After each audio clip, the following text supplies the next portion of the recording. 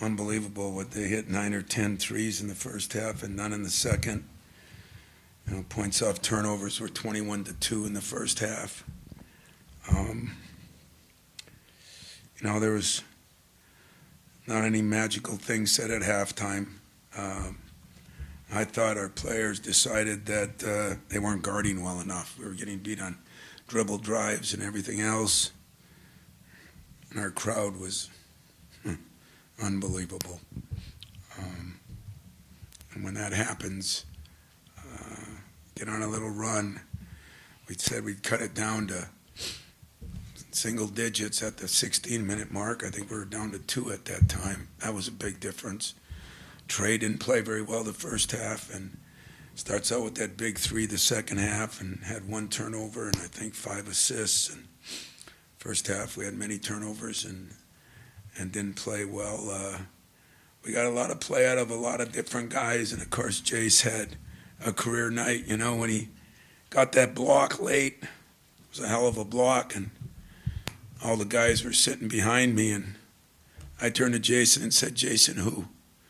It was Jason's night, and how exciting for him and for them and his family, but for us too. He did some great things. Him and Trey, we just kept mixing them up, putting them in ball screens. And we got something out of that because they stymied us the first half. We scored 36 points, but it was an ugly 36. So, some of the key things, besides Jace playing the way he did, to shoot 89% from the free throw line. And the second half, I think we went 14 of 14 after coming off that abysmal performance out against USC. The rebounding, we weren't rebounding very good early, and to win that thing 40-27 says a lot. The turnovers, we had 9 at halftime. We only had 3 the second half. It seems like the blueprint's easy. We just got to do a better job of following it. If you defend, you rebound, and you run, and you take care of the ball, you got a chance. So we'll see how much those turnovers affect the Super Bowl tomorrow. But I got questions. I'll take them all. Knowing how important reunions are to you, Yeah. with all the players that came back, was there a better time for an all-time comeback? No. When I sat there and looked behind the bench and those guys were all sitting there, it was a memory-making moment, to say the least. As I said, those guys, people just don't realize there's times in your life where certain things happen. They made Tom Izzo, and if you ask me, they really did a lot to make Michigan State basketball. We're just coming off visiting with Magic, and that thing, it was some incredible couple of years. But these guys, winning the 4 Big Ten championships, and getting the 3 Final Fours, and winning a national championship, and then not letting it die. They keep coming back. They always come back. It was probably just because we had some guys sick, and Jaden during the game, I just talked to UCLA. They had 6 people sick, and that was our biggest fear. We got up one morning and Book was out. Next morning, and Jeremy was out, and I woke up this morning and I called my trainer. I said, "If you say one word to me, I'm firing you." And so he didn't until later on when he told me that Jaden wasn't really doing real well. So, you talk about an ultimate team effort. The team was players on the floor, players on the bench, the players behind the bench, the fans in the stands. That was a team. It was about an 16,000 team victory tonight. And for me, it just doesn't get any better than that. I wouldn't have really wanted it any other way, except that first half made it a little tough. But we found our way to fight through it, which says a lot about the character of our guys with some people down. Tom, I'm wondering about the decision to shift the ball into Jace's hands at the point in the second half, and what maybe that did differently for the offense. Well, some of it was the way they were playing. And they were zone the beginning of it, and then they went man, and we decided at halftime we were going to put ourselves some more ball screens. So if it was Trey, we were putting him in. If it was Jace, we were putting him in. And then, to be very honest with you, Trey struggled the first half. So, and Jace played pretty well. So I said we were going to put it in Jace's hands there for a while, and then we put it back in Trey's. And then I said if you pass it to the wing, we were going to get a ball screen there for Trey. So Jace just did an incredible job. I mean, to take 13 shots and get 29 points is very, very, very efficient.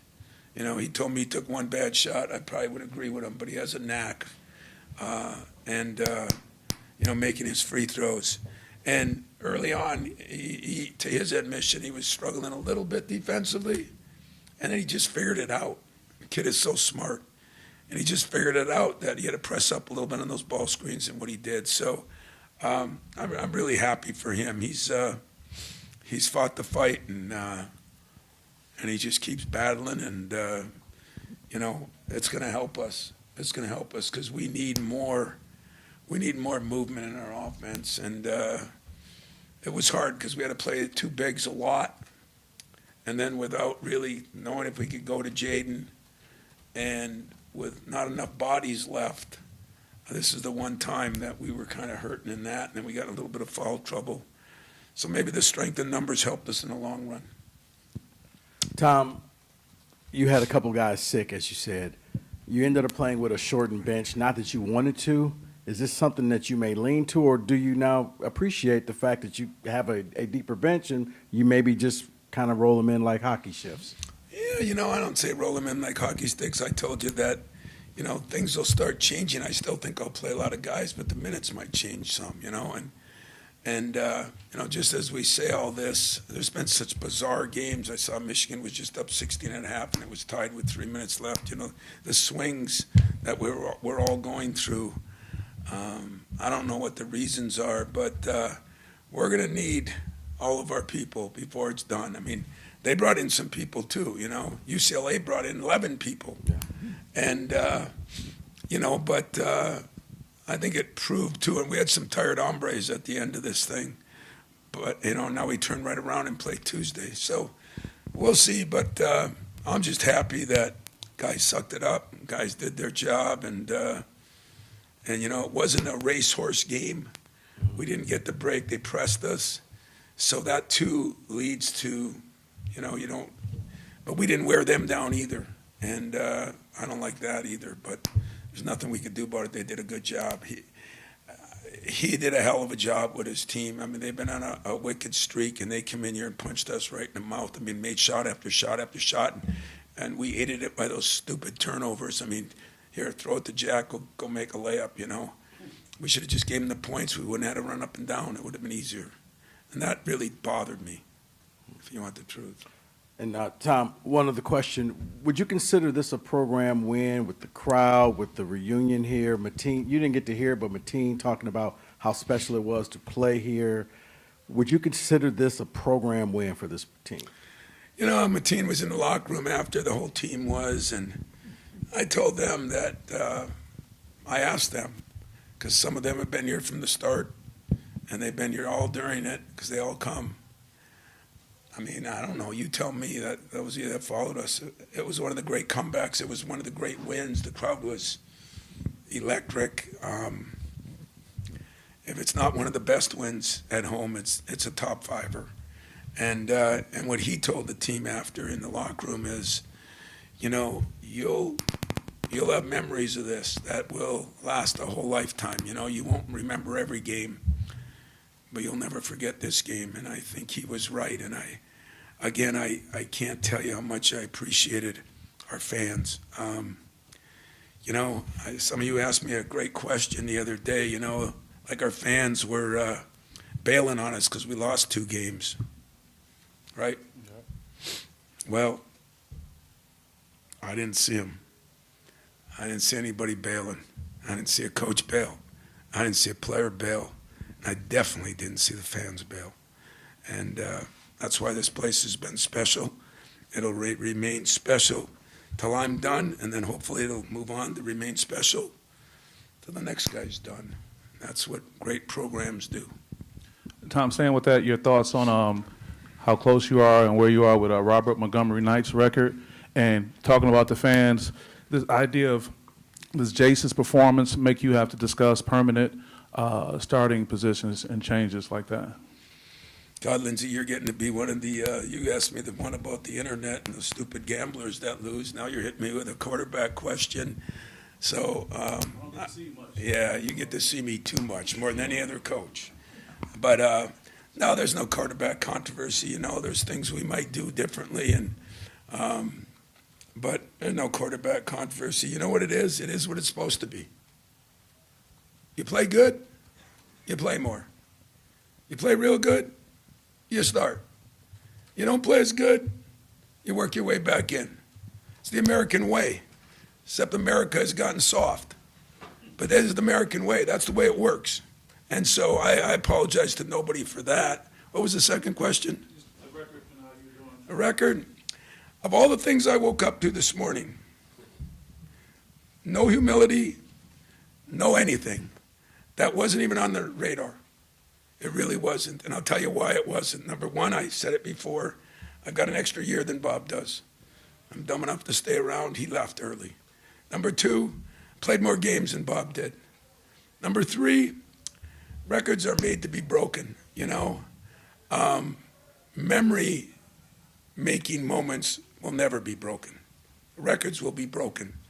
And, I mean, it's an honor, and I mean this as an honor. Bob was controversial. I loved him. You know, he was good to me. And he was a great coach. And he did many things that I haven't done. And so if he wants to trade the record, I'll give him a buzz tonight up there. If he wants to trade the record for the 4 other national championships, I'm all in.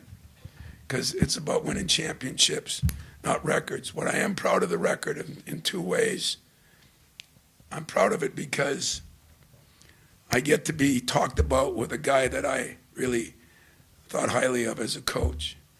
And number 2, I get to appreciate how many players, because I didn't win one damn game, how many players won games for me in different ways. It's amazing.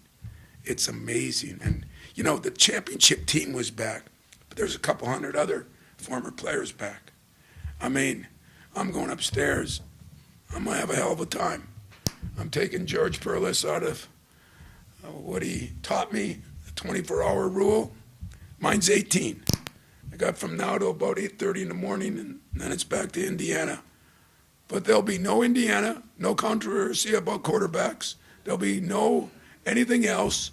I'm going to enjoy the players, the fans, and my team, because I've been told I do not enjoy the process enough. They are right. I don't. Today will not be one of those days. So I'm going to enjoy the process. Tom, Jace, with the season-high 34 minutes and 0 turnovers, how impressive is that for a young player? And then all things considered, down 2 guys, down 14 at the half. Is that the best half you guys have maybe put together as a team this season?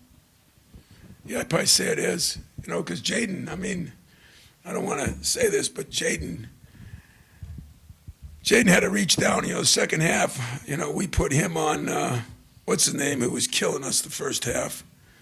Now, part of the reason he was killing us, we kept throwing him the ball, and he kept going down and making layups. But that kid's a hell of a player, man, Shellstead.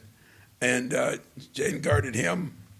Where he came up with the energy, I don't know. I didn't even ask.